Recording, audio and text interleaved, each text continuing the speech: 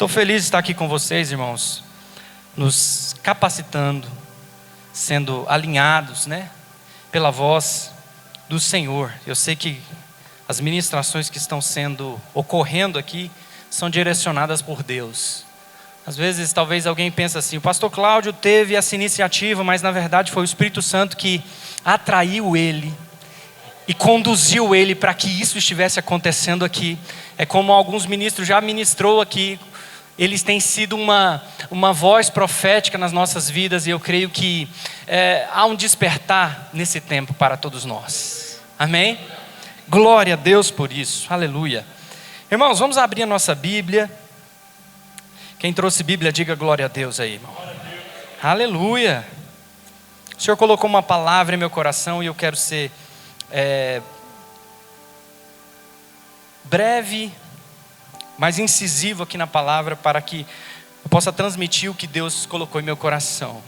E eu queria que os irmãos abrissem as vossas Bíblias em Malaquias, capítulo 1.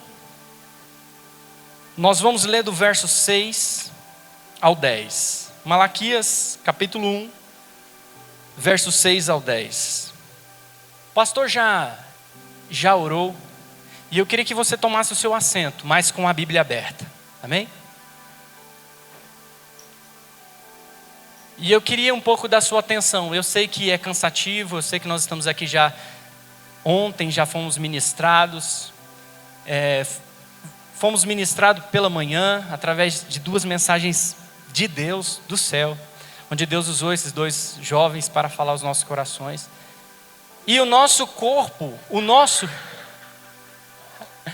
são abaixo de 40 jovens. Eu estou com 34, ele falou que ele está com 37. Então está no jovem, né, varão? Então, irmãos, o corpo cansa, sim ou não? E eu queria que você conversasse comigo, que é um bate-papo. Hoje o pastor falou assim, é uma palestra. Eu às vezes não sei palestrar, eu sei conversar. E eu gosto que você converse comigo, se conecte comigo aqui na mensagem. Então o corpo cansa. E como que a gente faz para descansar, pastor? Dorme. Come um pouquinho, o quê? Descansa. Pega uma redinha. Outra coisa, está cansado demais. Vamos tirar umas férias, né, Sebastião? Tira umas férias. Descansa. Não é pecado não, irmão. A gente está aqui, quem está cansado, ele produz pouco. O homem, quando ele está cansado, ele fica vulnerável. O homem cansado, ele fica vulnerável. Perdeu a qualidade aqui, varão. Não sei o que aconteceu aí não. E aí é o seguinte, o homem ele se cansa. E para descansar, esse cansaço aí, você tem que dormir e tirar umas férias, viu, Eliado? Adianta não, você fala, meu Deus, e não sei o que, não. Precisa tirar férias, descansar e tal, é isso aí. Mas e a nossa alma? A nossa alma, ela às vezes se cansa. Às vezes nós ficamos com a nossa alma cansada. E o ponto crucial que nós precisamos entender é que Jesus falou, vinde a mim todos que estão cansados, e eu vos aliviarei, e darei descanso para as vossas almas. Ele não vai dar descanso para o seu corpo não. O seu corpo daqui para frente é só para trás. Não é assim? Daqui para frente a gente só é uma ladeirinha, né? Meu pai costumava falar o seguinte, que tinha a mãozinha aqui, né? Aqui é 20, aqui é 30, aqui é 40, aqui é até 50, mas dos 50 para os 60 a queda é grande. Tá ligado? Já está no 50? Cuidado com essa queda aqui, né? Então, o que é o ponto que eu queria falar com vocês? É que a alma nossa encontra descanso em Cristo. A nossa alma vai encontrar descanso em Cristo. Quem aqui já viu uma hidrelétrica funcionando? Hoje nós temos energia solar, sim ou não? Mas antes a energia era produzida como? À base do movimento. Não é assim? Quando tinha um movimento, esse movimento gerava energia. O mundo físico, quanto mais a gente se movimenta, mais a gente se cansa e acaba a nossa energia. Mas o mundo espiritual é como a hidrelétrica. Quanto mais você se movimenta em direção ao Rei dos Reis, ao Senhor dos Senhores, à sua palavra, e nós praticamos essa palavra em movimentação, você tem mais energia. Por isso que vocês estão aqui num sábado à tarde, onde você poderia estar em qualquer outro lugar. Muitos estão cansados fisicamente. Mas você entendeu que o único descanso para a sua alma é estar em movimento. Em constante movimento em direção à palavra do Senhor. Para que nós possamos aprender da palavra. E aí você vai ficando forte. Você vai se fortalecendo. É isso, irmão. Aleluia. Malaquias capítulo 1, versículo 6 ao 10. Diz o texto assim: o filho honra o pai, e o servo respeita o seu senhor. Se eu sou o pai, onde está a minha honra? Deus está falando. Quem está falando aqui? O pai. Ó. Se eu sou o pai, onde está a minha honra? O pai, só para a gente, eu pedi para vocês sentar, até para vocês não ficarem em pé e não ficar tedioso. Mas eu já vou ministrando a partir da leitura. Amém? Pai em hebraico tem duas letras. Aleph e Veit. A-V no nosso vocabulário português. Ave. Pai é ave. A letra Aleph em hebraico, ela significa força. E Deit ou Veit significa tenda. Então a palavra pai significa a força da minha tenda. O pai é a força da minha casa. Eu e você que somos pais, nós somos a força da nossa casa. Então Deus está virando para esse povo aqui, falando através da vida de Malaquias. Para quem? Para quem Deus está falando? Deus está falando para um povo. E esse povo chama-se sacerdotes. Sacerdotes no Antigo Testamento. Malaquias é o último livro do Antigo Testamento. O último livro. E Deus está chamando ele. Falou: se eu sou o pai, a força da sua tenda, cadê a minha honra? Onde está a minha honra? E continuando aqui. E se eu sou o Senhor, onde está o respeito para comigo? Eu, o Senhor dos exércitos, pergunto isso a vocês, sacerdotes. Está aí? Aleluia. A quem que ele está falando? A quem Deus está falando? Aos sacerdotes. Então a mensagem ela é direta, ela não tem curva aqui. Ela é direta, endereçada. Tem um endereço certo, e aos sacerdotes. E continuando o versículo diz assim: que desprezam o meu nome. Mas vocês perguntam: como desprezamos o teu nome? Versículo 7. Vocês oferecem pão impuro. Pão impuro, irmão. Quem está oferecendo esse pão imundo? Os sacerdotes. Deus está dizendo: vocês estão entregando coisas velhas. Não é porque vocês não têm coisas novas, mas é porque vocês não têm cuidado de me honrar. E nós vamos caminhar nessa palavra. Diz a continuação: vocês oferecem pão impuro sobre o meu altar, e ainda perguntam: em que te havemos profanado? Parem de ser cínicos. Não me perguntam onde tem errado. Nisso de pensar que a mesa do Senhor pode ser desprezada. A mesa do Senhor tem que ser valorizada. Esse momento que nós estamos tendo aqui é um momento de mesa.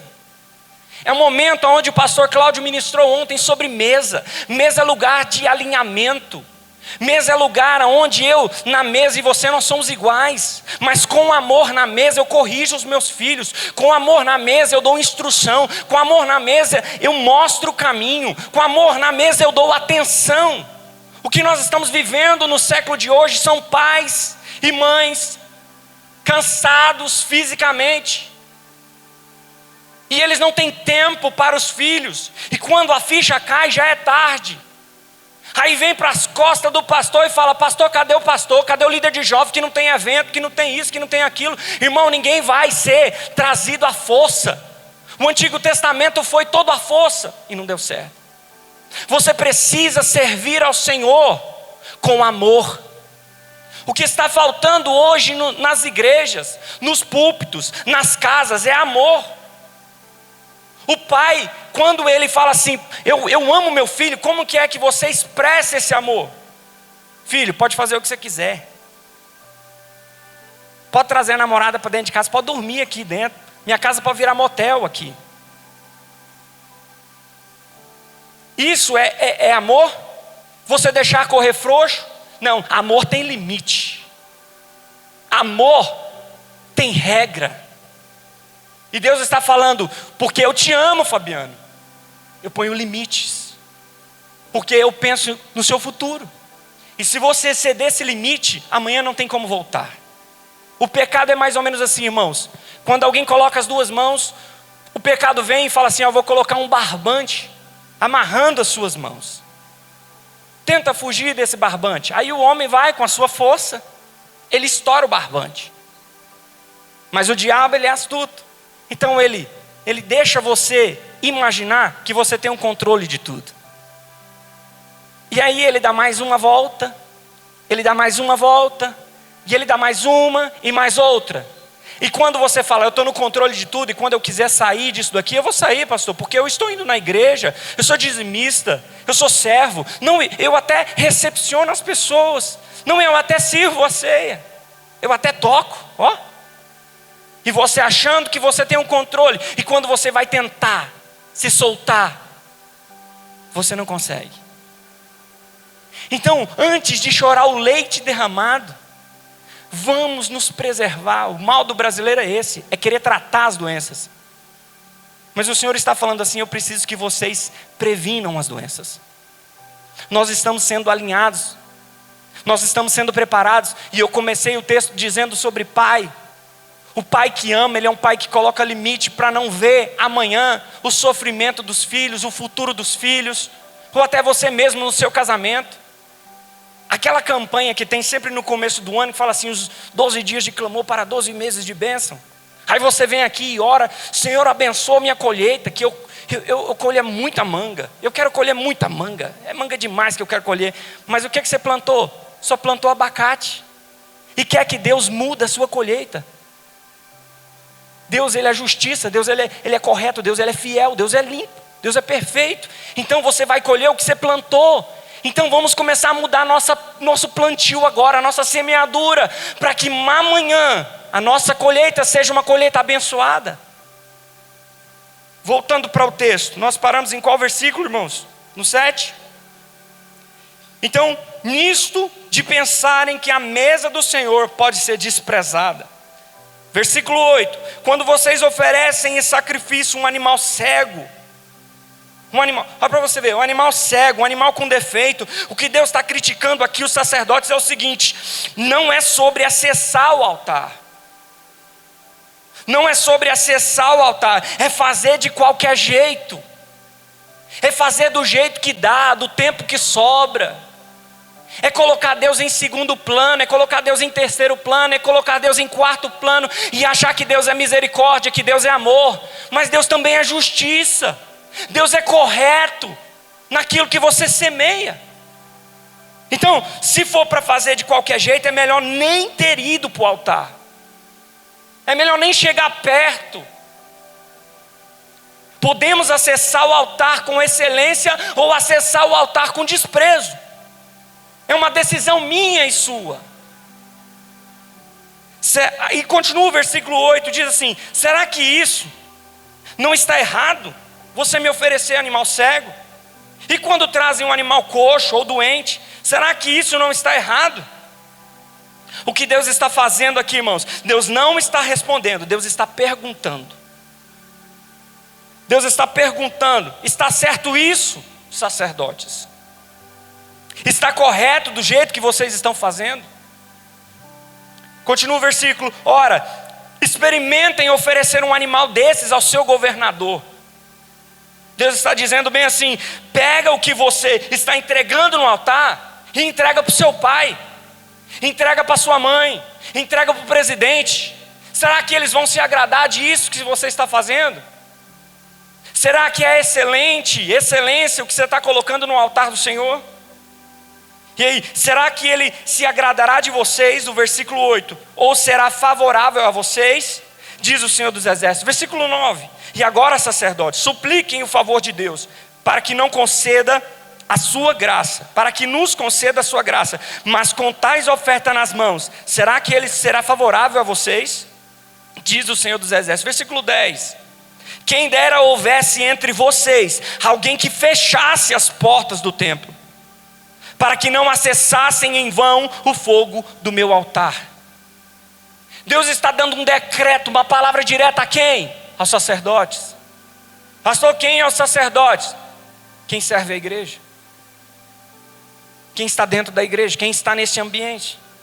Todos nós fomos feitos sacerdotes diante do Senhor. Mas presta atenção, irmão, Deus está dizendo: eu não preciso de sacerdote que abra a porta, eu preciso de sacerdote que feche a porta.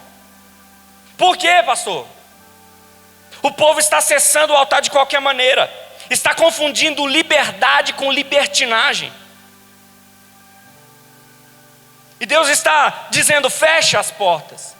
Tem um momento, quem aqui é dono de mercado, ou você já trabalhou em mercado, você sabe, tem um dia no ano que o mercado fecha para balanço. Tem hora que a gente tem que fechar a porta e fazer um balanço. O que está faltando, o que está sobrando, o que está de errado, vamos colocar as coisas no lugar. Então Deus está falando: ei, sacerdotes, fechem as portas, para que vocês não acessem o lugar indignamente. Vamos lá, vamos continuar. E não tenho prazer em vocês. Ele termina o versículo 10 dizendo: eu não tenho prazer em vocês, sacerdotes. Mas tem oferta, pastor, tem dízimo, tem frequência nos cultos. Mas ele está falando: eu não tenho prazer em quem? Nos membros de banco? Não. Nos sacerdotes. Deus está dizendo: sua oferta é um reflexo de quem você é. Sacerdote, sabe por que vocês entregam animais mancos? Porque sua vida é manca. Sabe por que você entrega animais cegos? Porque sua vida é cega. Nós somos reflexo do que nós somos. E Deus está falando: eu estou aqui falando, fechem as portas. Não é de qualquer maneira. Muito bem. Essa foi uma pequena introdução sobre o texto que nós lemos. Mas quem eram esses sacerdotes? Vamos voltar um pouquinho no tempo e nós vamos andar do Antigo Testamento para o Novo Testamento. No Antigo Testamento, Deus levanta o seu povo, através de Moisés, assim como foi ministrado aqui, e retira o povo do Egito. Quando eles chegam diante do Monte Sinai, o Senhor levanta um povo e fala assim: esse povo vai ser um reino sacerdotal. Não vai ser somente uma tribo sacerdotal, não. Vai ser um reino sacerdotal. Mas porque eles têm medo diante do monte, diante da montanha, diante do trovão, eles têm medo e falam: Moisés, fala tu ao Senhor, e o que ele falar contigo, você fala com nós. E ficaram com medo, ficaram nessa. Então Deus fez o quê? Ele sobe, Moisés, sobe no monte. Aí Moisés fica lá no monte. Aí o que acontece? Deus dá os mandamentos, decálogo mosaico. Mas não são só 10 mandamentos, são 613 mandamentos. Deus está falando: aqui está aquilo que me agrada. Aqui estão as leis que me agradam. Quando Moisés está descendo o monte, ele vê o quê? Um bezerro de ouro.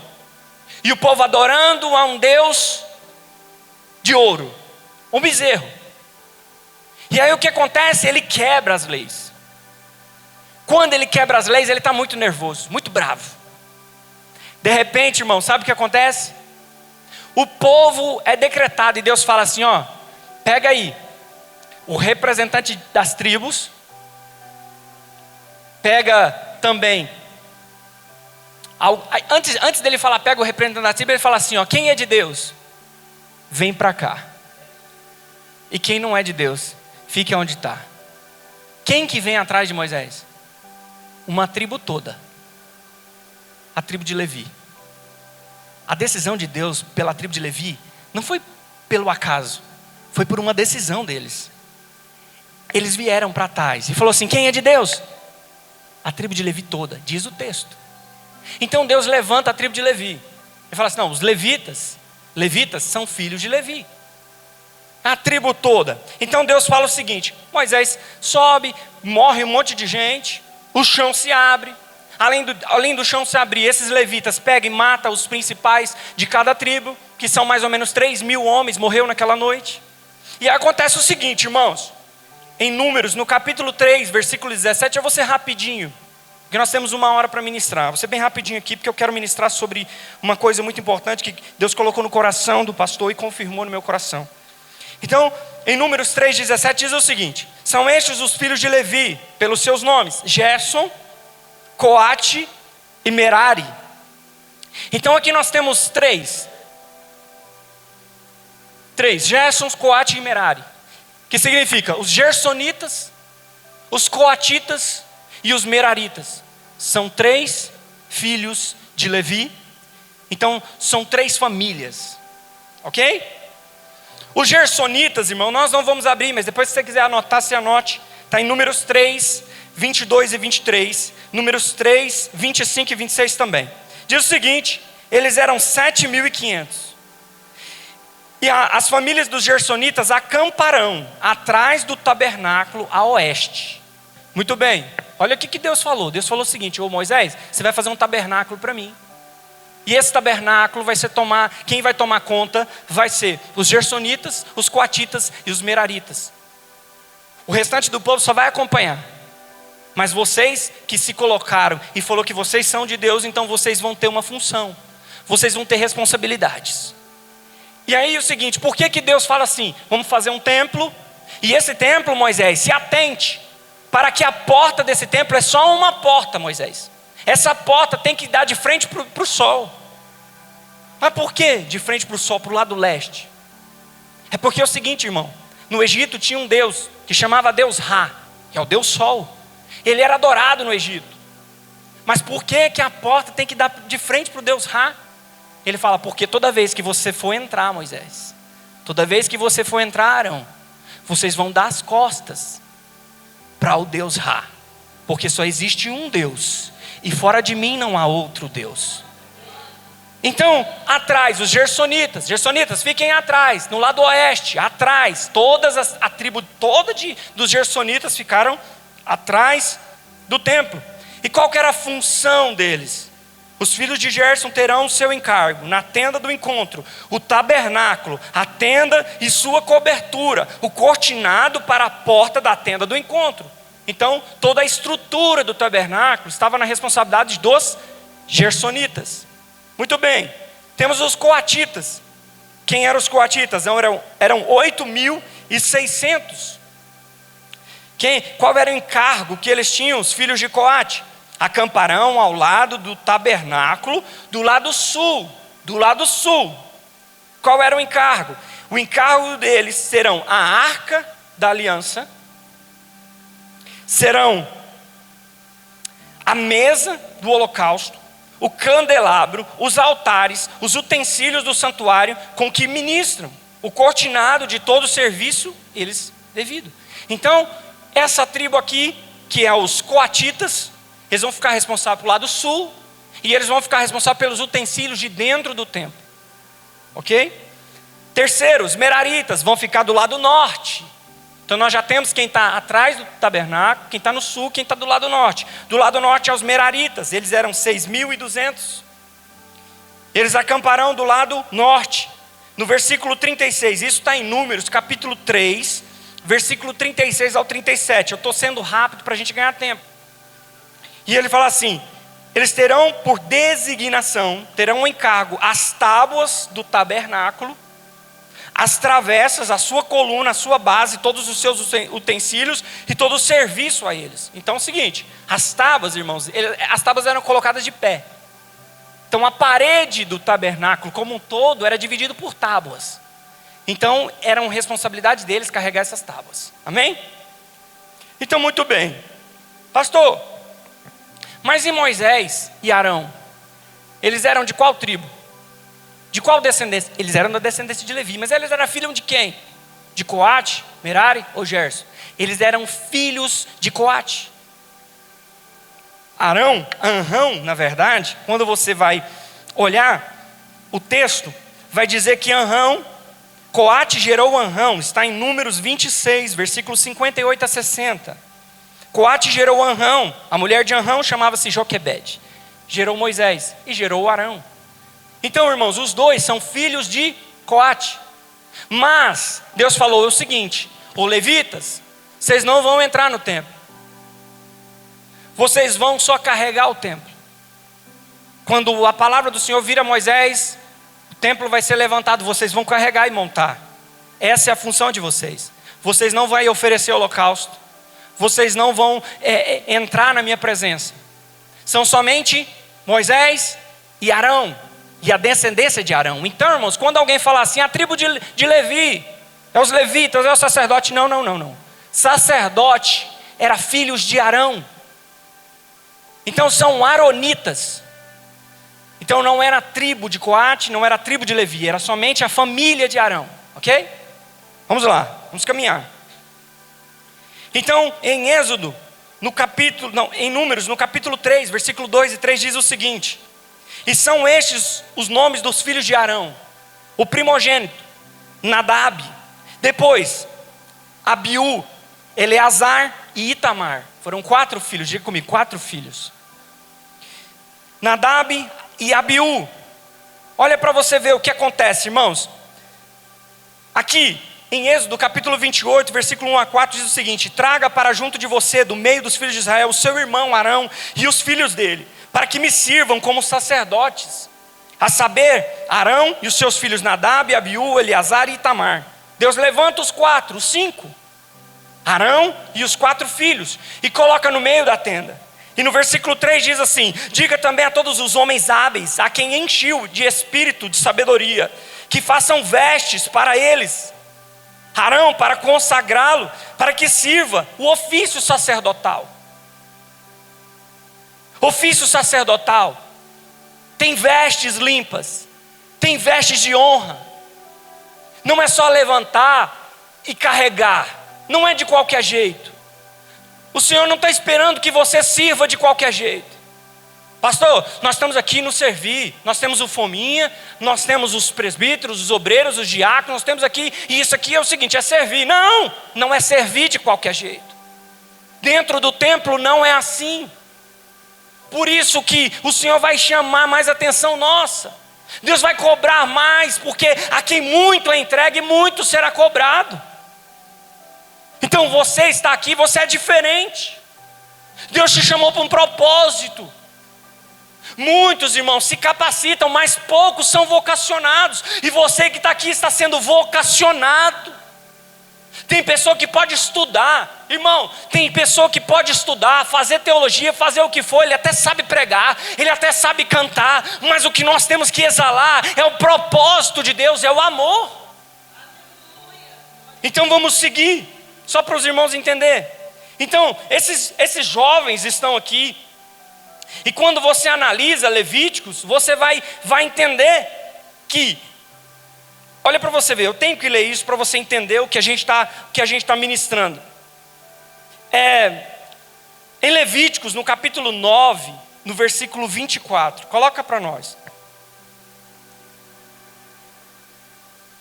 E eis que, saindo fogo de diante do Senhor, consumiu o holocausto e a gordura sobre o altar.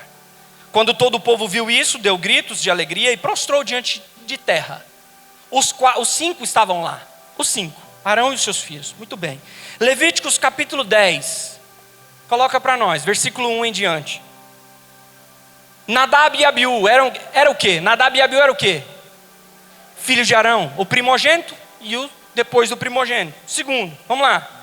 Filhos de Arão, tomaram cada um o seu incensário, puseram fogo dentro deles, e sobre o fogo colocaram incenso, e trouxeram fogo estranho diante da face do Senhor, algo que ele não lhes ordenado. Então saiu fogo de diante do Senhor e os consumiu, e morreram diante do Senhor.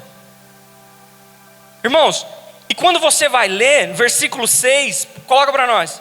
Moisés disse a Arão e aos seus filhos Eleazar e Itamar: não deixem os seus cabelos sem pentear, não rasgue as suas roupas, para que vocês não morram, nem venha grande ira sobre toda a congregação, mas os seus irmãos, toda a casa de Israel, poderão lamentar o fogo que o Senhor causou. Entenda uma coisa, Deus está falando para Arão: Arão, não chora. É fácil falar isso para um pai que acaba de perder os 2 filhos? Não é fácil. Arão, não se despenteia, não rasgue suas vestes, não cubra sua cabeça com cinzas. Irmãos, o reino de Deus, a salvação é individual. Mas com amor, eu posso direcionar a minha geração. Mas quando eu falho com amor, eu estou só servindo no mecânico, no monotonismo, sem entender o que eu estou fazendo. Eu posso estar falhando com alguma geração, com pessoas que estão próximos de mim, pessoas que eu amo. Mas eu falo, não precisa corrigir ele não, pastor. Para quê? Deixa Deus, a igreja é do Senhor. Ele está em pecado, está errado. Você não tem amor, porque se você tivesse amor, amor tem limite, amor tem regra. Amor eu chamo para a minha mesa. Se o pastor está errado, o que eu vou fazer? Eu vou chamar a atenção dele na frente de todo mundo aqui, envergonhar ele? Não, pastor, vamos tomar um café, pastor. Eu estou exemplificando, mas pode ser qualquer um. Vamos tomar um café com amor na mesa. Pastor, não faz isso não, pastor, está errado.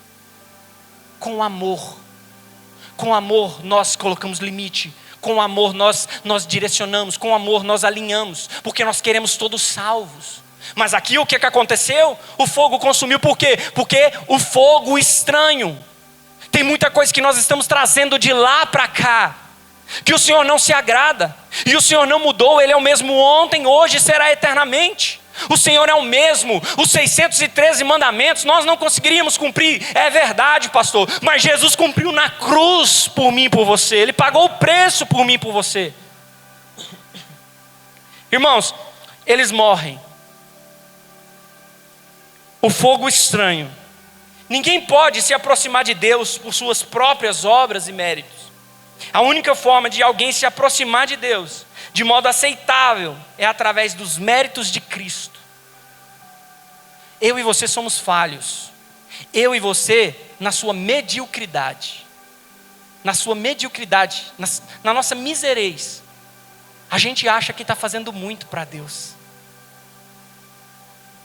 Irmãos, eu sou pai, eu tenho 3 filhos, e eu tenho o meu menor que chama Lucas. O Luquinha tem 4 anos. O Luquinha, quando ele chega no pai, ele está esperando lá, de braço aberto lá. Quando eu chego do trabalho, ele é o primeiro a me receber, me abraça e me beija. Ele chega, pai, eu fiz esse presente para o senhor. Quando ele chega com o presente, eu falo, filho, o que é que você trouxe para o pai? Aí ele me traz um desenho, tudo bagunçado. O desenho não tem nada a ver, tudo pintado, tudo borrado. E eu viro para ele, filho, mas que maravilha, que presente. Não tinha presente melhor do que o papai receber. Assim somos eu e você diante de Deus. Nós achamos que fazemos coisa demais, irmão. A gente é imperfeito. E se nós não entendermos quem Cristo é, e se nós estivermos nele, e a palavra dele estiver em nós, o Espírito Santo, o Senhor vai falar, eu recebo, filho, porque você tem a marca do sangue do Cordeiro na sua vida. Irmão, o diabo, quando ele chega em você, ele não vê você, porque você é imperfeito. Você, irmãos, é pecador. Mas sabe o que ele vê? Ele vê Jesus em você, e ele tem que fugir, porque ele está vendo a marca do Cordeiro no umbral das nossas vidas, no nosso coração. Ele está vendo Jesus, ele precisa enxergar Jesus. E como nós somos Jesus na terra, irmão, nós precisamos matar o nosso eu, para que ele viva em mim. Eu preciso morrer, matar as minhas vontades, matar os meus anseios, matar tudo aquilo que não provém de Deus, porque nós somos imperfeitos. Mas quando nós servimos, entendimento, quem nós somos, aí sim, irmãos, nós somos pecadores alcançados pela graça. E agora, o pastor Cláudio falou ontem, Romanos capítulo 8, versículo 1, agora nenhuma condenação há. O diabo vai chegar em você e vai tentar te condenar, e vai falar, não lembra o pecado que você cometeu, Dialim? Porque Cristo já pagou. Agora nenhuma condenação há para os que estão em Cristo Jesus. Aleluia. Irmãos, então Deus diz para Arão, não chora. Em Levíticos, no capítulo 16, antes deles, vocês podiam entrar na minha presença. Olha para você ver, Arão, Nadab, Abiú, todos eles podiam entrar na presença do Senhor, livremente, o ano inteiro. Podiam entrar no templo, fazer o que tinha que fazer. Mas depois que eles levaram fogo profano, aí Deus limitou. Deus falou, não, agora não. Agora é uma vez só, uma vez por ano, e é somente um de vocês que vai entrar, amarrado por uma corda. Porque se parar de balançar o sino, nós vamos saber que você morreu e nós vamos te puxar para fora. Porque com Deus não se brinca. Deus é justiça, mas também Deus é amor. Pastor, mas como é isso? Deus é amor. Deus, ele amou o mundo inteiro. O mundo, as coisas, não, nós, as pessoas. Deus amou as pessoas todas do mundo inteiro. Olha o tamanho do amor de Deus, era tão grande que ele entregou. Então amor é sinônimo de entrega. Deus amou de tamanho amor que ele entregou. Eu não sei se você consegue compreender. Nós precisamos entregar a nossa vida por inteiro, não pela metade, não uma vida manca diante do Senhor. Não é com defeito, não é caolho, não é sem visão, é entendendo quem nós somos. Eu entendi quem eu sou, então eu me entrego. Senhor, eu sou pecador, mas fui alcançado pela graça, e por causa disso eu cumpro a lei. Por causa disso, pelo amor que eu sinto em você, eu vou alcançar nações. Pelo amor que eu sinto em você, eu te adoro, eu te exalto, eu proclamo o evangelho. Por amor a você, eu não vou deixar essa alma se perder. Por amor a você, eu vou até onde precisar, nos confins da terra, porque você me amou. E eu tenho uma dívida de amor com o Pai. Ele falou para Pedro, Pedro, tu me amas? Me ama? Ama ou não ama? Eu amo, Senhor. Então o que você faz? Então cuida do próximo. Cuida das minhas ovelhas. As ovelhas não são suas, Pedro. Pastor não tem ovelha. Pastor, ele está mostrando o caminho. Ele também é ovelha. Nós estamos aqui juntos, em comunhão. Irmãos, hoje o culto é lá na igreja do pastor Cláudio. Hoje nós vamos lá em tal igreja. Está errado, irmão. Porque a igreja não é um lugar. A igreja não é uma função. A igreja somos nós. Nós somos a igreja. Aonde a igreja vai se reunir hoje, César? Na casa do pastor Cláudio. Então, a igreja somos nós. O altar está aqui, está montado. O Espírito Santo está aqui. Mas sabe por que ele está aqui? Porque nós estamos aqui e ele quer influenciar você. Ele quer mostrar o caminho para você. E ele quer te sarar, ele quer te curar, para você curar outras pessoas. Aleluia. Quando acabar tudo aqui e as luzes se apagar, o Espírito Santo não vai ficar aqui. Ele vai junto com você. Nós somos igreja, não aqui. Nós somos igreja lá fora. Aqui é um vestiário. Todo mundo entende o que é um campo de futebol. Nós estamos recebendo instruções do céu, instruções para a nossa vida, para que nós saímos lá para o campo de futebol, lá fora, e executamos tudo que nós estamos aprendendo aqui. Igreja não é represa, igreja é um rio. A palavra diz em Isaías que o rio fluía do trono do Pai e descia sobre o altar da igreja, e o rio saía para fora da igreja, na lateral da igreja. Tem gente, irmão, que está vindo aqui achando que aqui é o rio, mas aqui você só recebe instrução de aonde você deve mergulhar. Nós precisamos entender isso. Nós somos igreja em todos os ambientes. Nós precisamos ser igreja. Nós precisamos exalar igreja. Eu sou corpo de Cristo. Irmão, quando tem um membro machucado, você não pode expulsá-lo, corrigir ele, machucar, ferir. Não, pastor, você não falou que tinha que corrigir? Tem, na mesa, com amor, com cuidado. Chame, fale uma vez. Se ele não ouvir, chame testemunha, fale mais uma vez. Se não ouvir, chama ele para a igreja, para o clero da igreja. Aí se ele não quiser, aí tudo bem, irmão. Mas você precisa tentar. Eu não sei quem aqui tem diabetes, mas quem tem diabetes se fere um pé, machuca um pé, a ferida não cura. mas é membro do corpo. Ele decide então, então se está ferido, está com gangrena, então vamos cortar o pé? Não, ele faz de tudo para que esse pé não seja cortado. Ele faz de tudo para não perder um dedinho mindinho, que talvez você fale assim, não tem importância nenhuma, mas tem, porque o mindinho traz equilíbrio para o corpo. Todos nós somos importantes. O irmão que senta lá fora, o irmão que olha o carro, o irmão que fica na mídia, todos têm a mesma qualidade diante do Senhor. Quando nós chegarmos lá, vai ter uma mesa, e debaixo da mesa ninguém vai ver sua imperfeição, ô Mefibosete. Ninguém vai ver a sua perna coxa, mas vai ver o seu coração. Deus não está vendo as suas mãos, Deus não está vendo nada que você está fazendo. Eu faço demais, eu canto demais, eu prego demais, mas Deus está olhando a intenção do seu coração, se há verdade naquilo que você faz. Precisamos ter verdade, não é só servir. Eu cheguei aonde eu queria. Abra a Bíblia em Apocalipse. Capítulo 2, versículo 1 a 7. Jesus,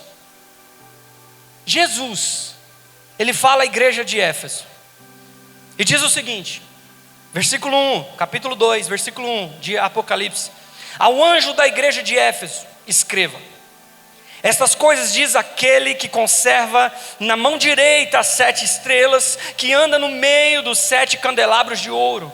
Conheço as suas obras que você realiza, tanto o seu esforço como a sua perseverança.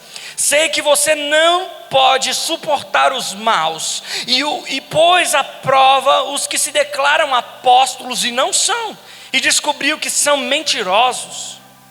Você tem perseverança e suportou provas por causa do meu nome, sem esmurecer. Versículo 4.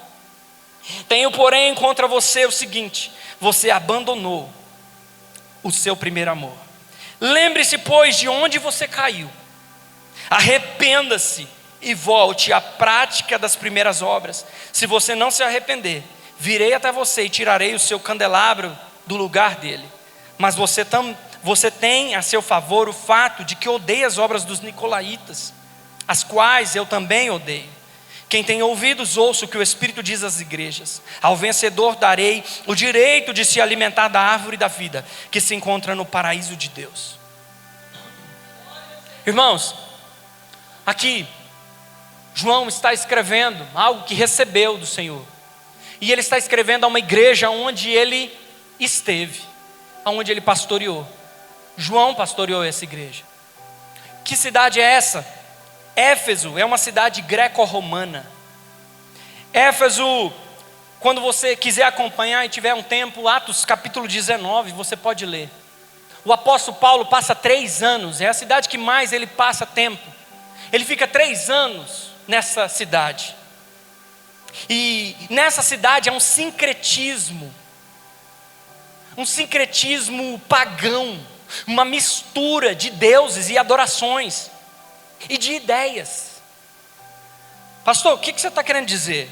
Nessa cidade tem uma deusa chamada deusa Diana, onde se oferecem pactos para ela dentro dessa floresta. Existe também um deus chamado Deus Narciso, que é o deus da beleza. Tem um lugar nessa cidade, neste tempo onde Paulo está, que tem um teatro, um lugar, que tem lugar para mais de 24 mil pessoas, a sentar e adorar a deusa Diana, adorar esse Deus da beleza.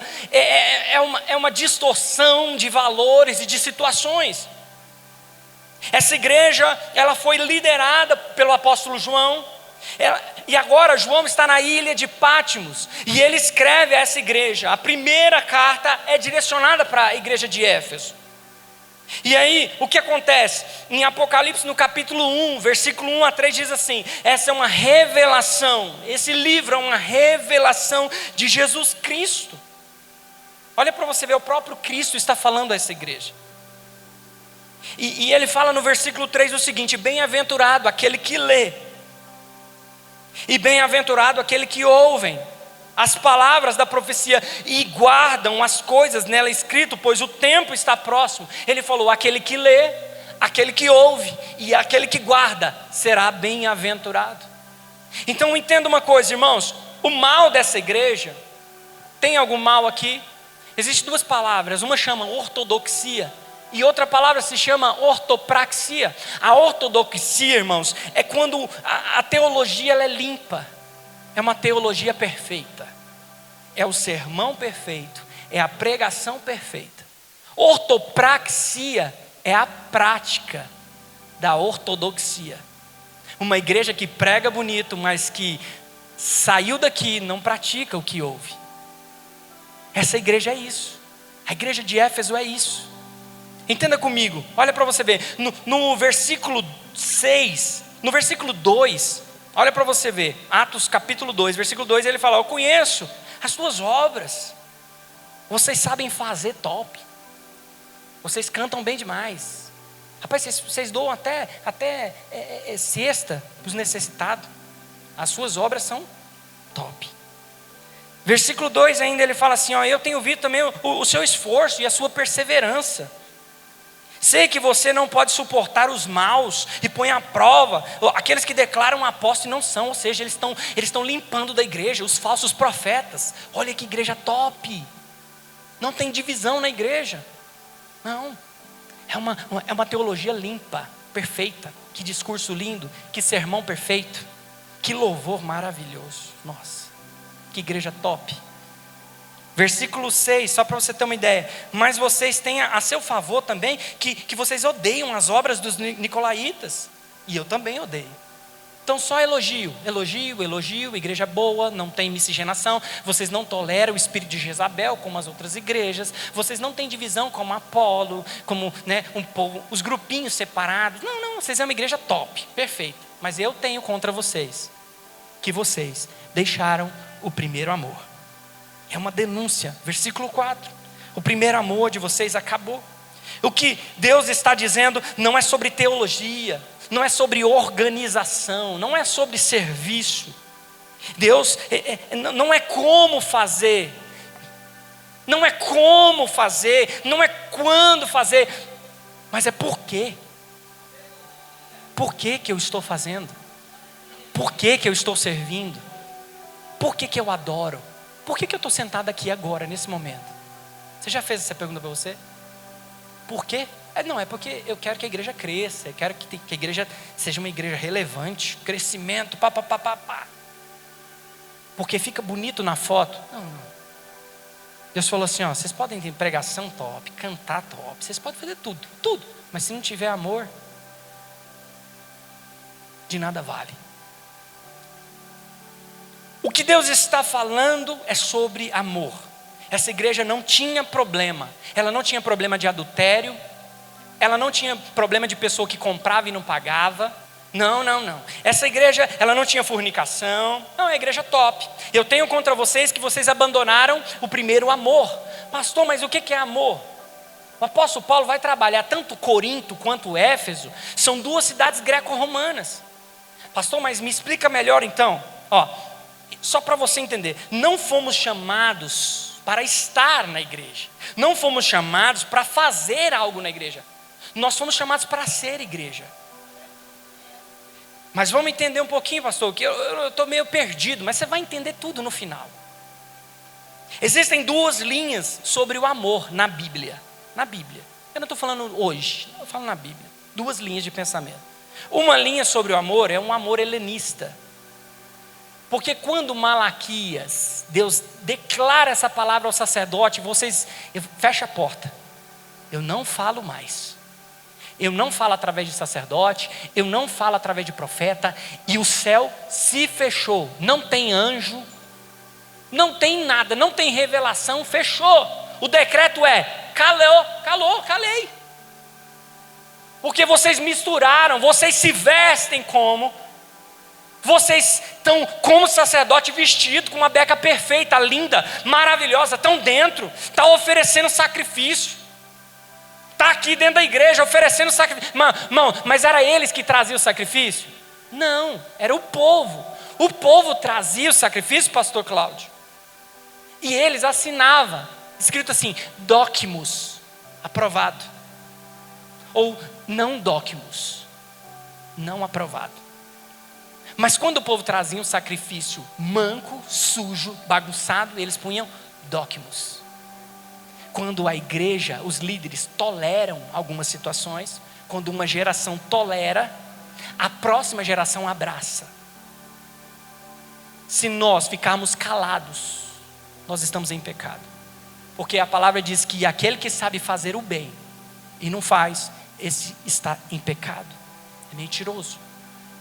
O que eu estou tentando dizer, irmãos, é que você fala assim: mas pastor, eu não estou pecando, não estou fazendo nada errado. Mas você não está fazendo bem. Você está vindo, adorando, fazendo aqui, bababá, mas falta o amor. Cadê o amor? Você está olhando para o cara do lado, o cara está falho, está machucado, está ferido, e você não tem coragem de chamar ele para a mesa, cuidar dele, cuidar das feridas dele. Está faltando amor, você sabe fazer, se veste como, vem para a igreja, mas você está aprovando uma coisa que Deus reprovou. A igreja é do Espírito Santo. Não. A igreja é do Espírito Santo, mas ele mora onde? Ele habita onde? Você é templo do Espírito Santo e ele quer te usar. Irmãos, não estou falando de mim, porque eu sou um instrumento.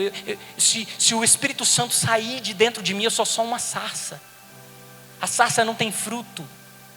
Inclusive, o fruto que eu tenho é fruto do Espírito, não é meu, não é o fruto do Léo. A Bíblia diz que eu vou exalar o fruto do Espírito. Então, se eu tenho paciência, é porque Ele está me dando paciência. Se eu tenho domínio próprio, é porque Ele está me dando domínio próprio. Então, eu só posso exalar aquele fruto porque Ele está em mim. E a Bíblia diz que se eu estiver em Cristo, eu posso todas as coisas, mas se eu estiver fora de Cristo, eu não tenho justificação, eu não tenho redenção, eu não tenho restituição, eu não tenho a voz do Senhor, eu não consigo ver o caminho, eu não consigo morrer, eu não consigo nada, porque tudo que eu consigo, tudo que eu posso, é porque Cristo está em mim. Então, irmãos, entenda, vamos caminhar. Então existia o amor helenista, grego. Vamos lá, Éfeso e Corinto. O que é o grego? Quando Malaquias, termina Malaquias, até ali o evangelho de Mateus são 400 anos, chama período intertestamentário. 400 anos de silêncio de Deus. Aí sabe o que acontece? Aristóteles, Sócrates, Platão e alguns outros filósofos vêm com uma ideia de amor, dizendo que amor é sentimento.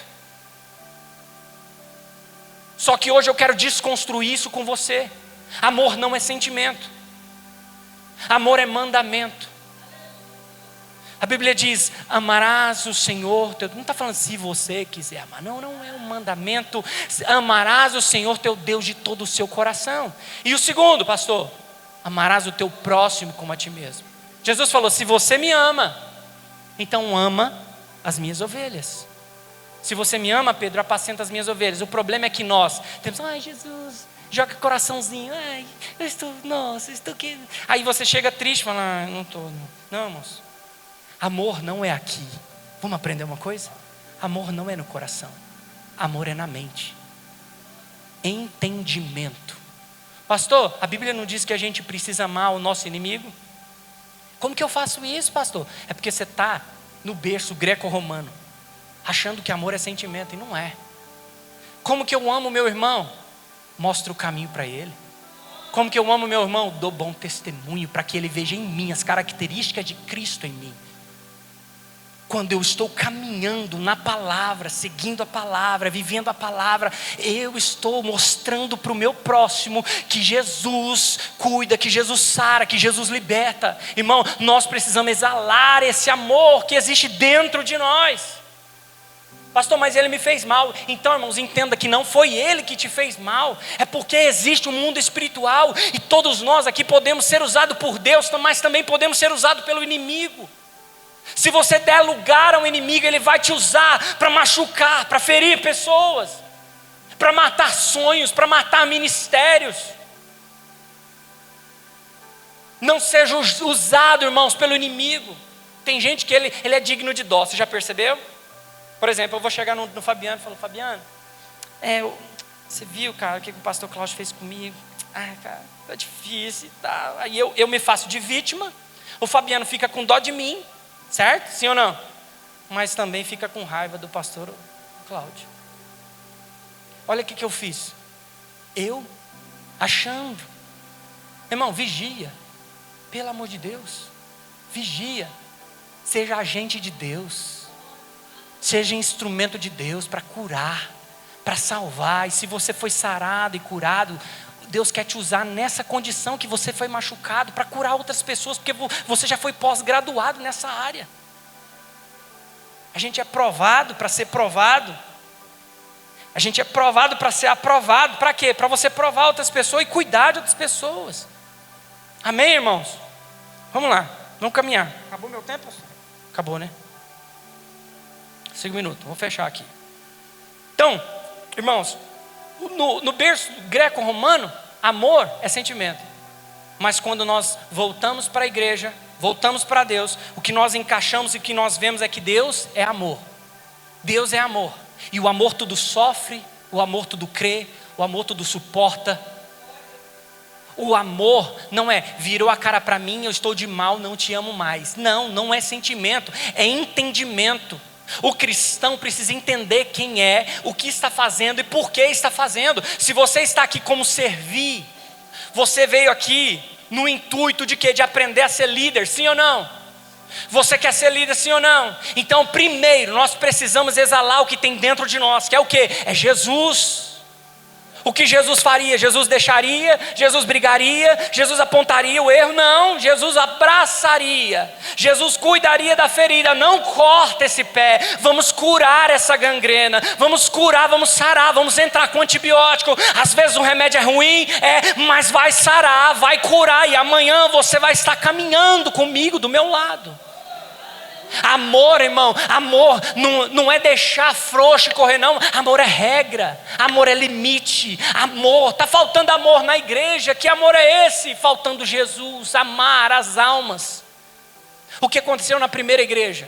A primeira igreja em Atos capítulo 2, versículo 42, 43, eles dizem o seguinte: e perseveravam na doutrina dos apóstolos, no partir do pão, na comunhão, nas orações, e todos eles estavam reunidos, e um vendia, um ajudava. O que nós estamos fazendo aqui?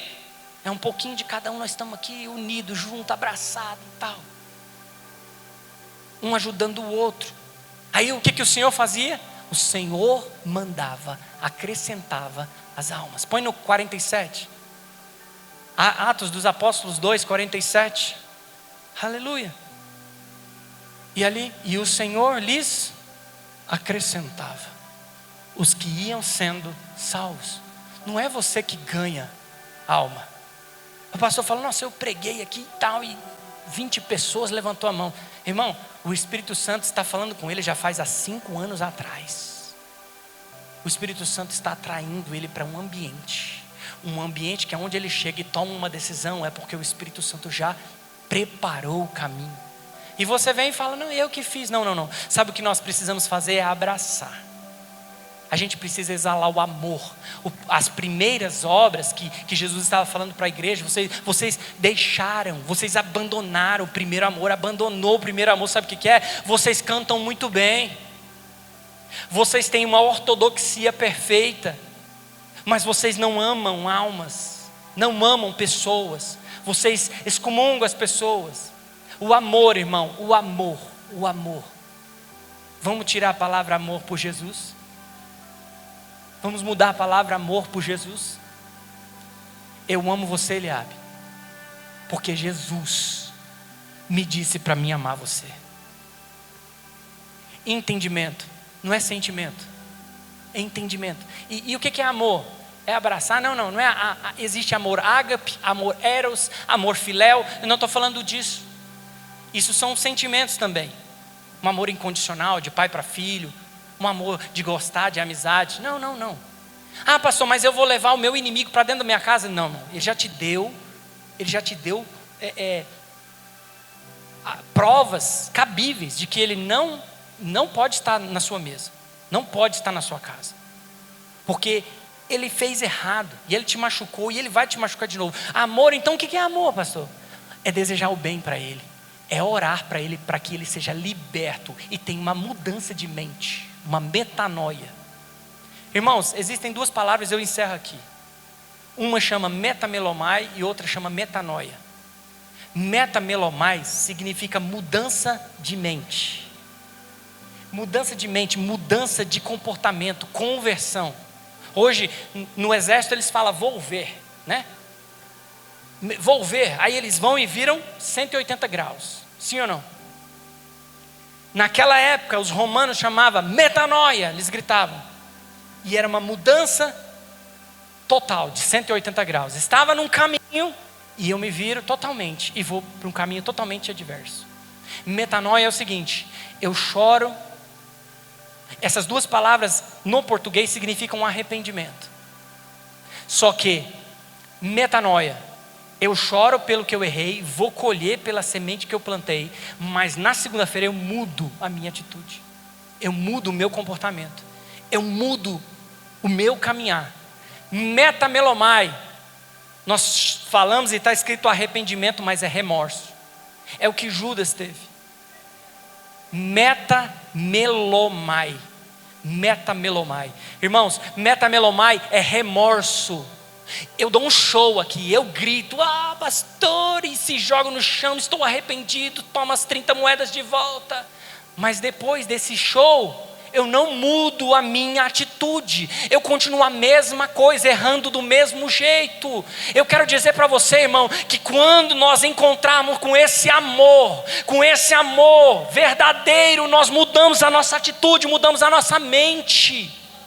Você é líder, você precisa exalar o amor de Cristo por pessoas. Ele me machucou, pastor, mas porque antes de tudo Deus me amou primeiro, então eu vou amar e apacentar os meus irmãos. Pastor, ele se levantou contra mim, não foi ele, foi porque ele deu lugar. E a nossa luta não é contra a carne, é contra espírito, potestades malignas. Entenda, irmão, nós somos igreja para destravar o céu, irmão.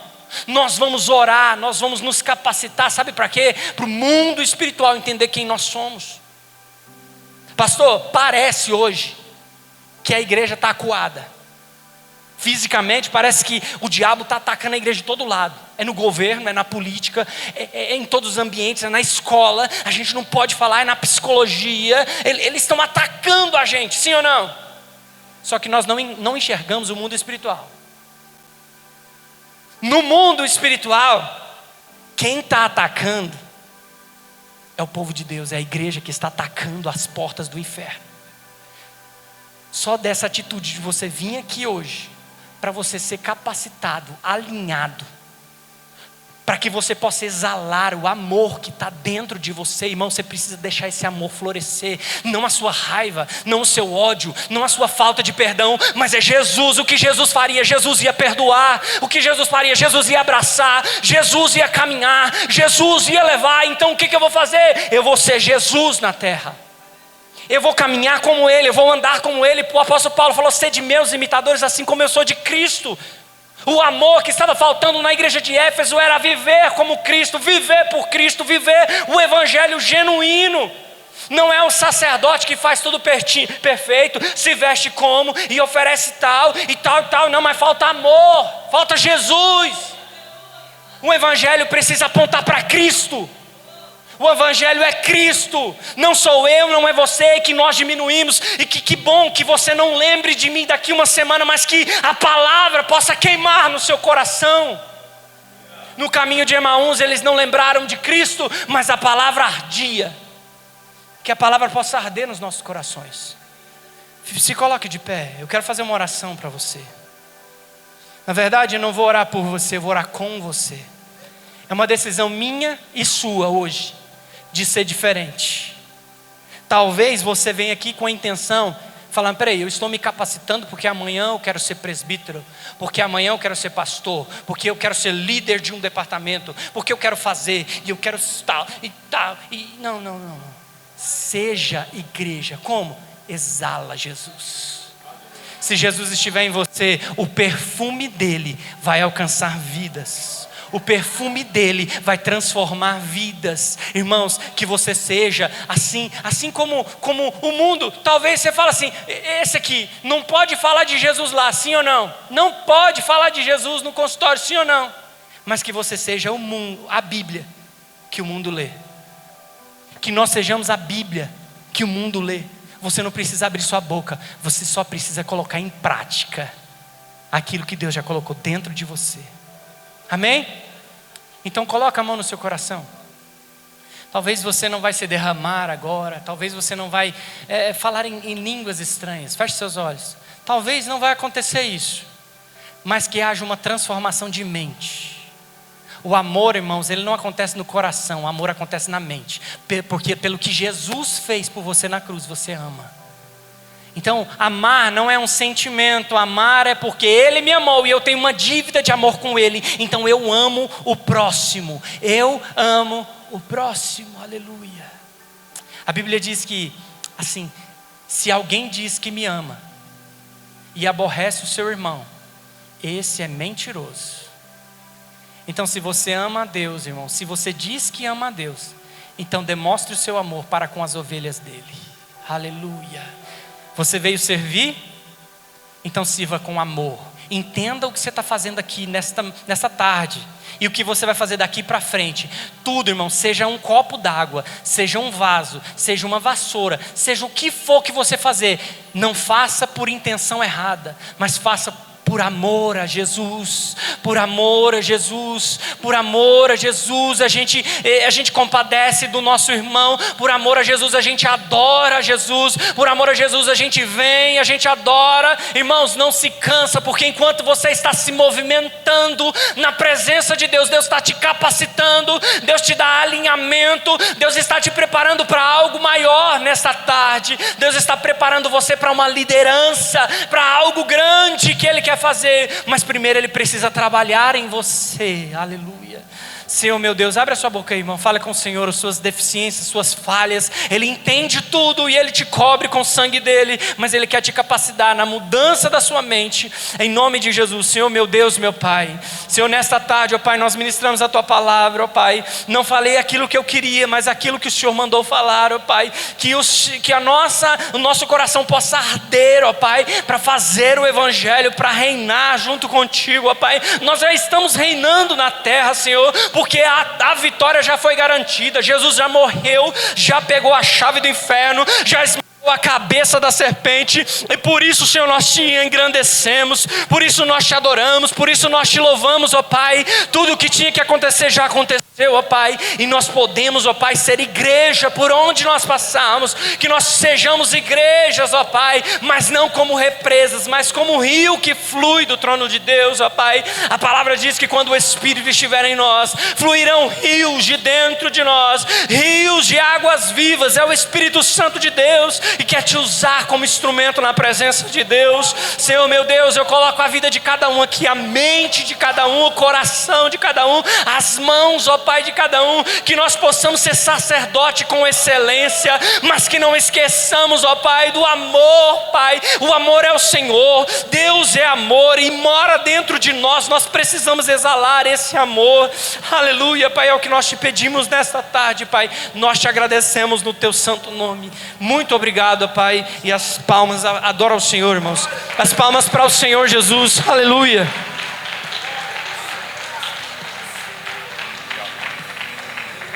Deus abençoe. Glória a Deus. Eu gosto muito de pensar nesse texto. O seguinte aspecto é que as obras, por mais que façamos, querido, ela não é satisfatória do ponto de vista de Deus. Porque que o Deus espera de nós é um bom relacionamento. Então às vezes é tolice, a gente quer fazer tudo. E na verdade Ele não espera que você faça tudo. Ele só espera que você não saia da presença dEle. É um relacionamento. A expressão do amor nosso por Deus se dá nesse relacionamento. É curioso isso, né? Interessante quanto o Leonardo está ministrando, o Senhor vai trazendo clareza a isso. É só relacionamento. Ele, desculpa a simplicidade que eu vou dizer, Ele quer só sentar e bater um papo. E aí, como é que vocês estão? Como é que vocês estão? E a gente, na nossa idiosincrasia bestunta, a gente quer fazer um monte de coisa e se ocupar com tantas coisas.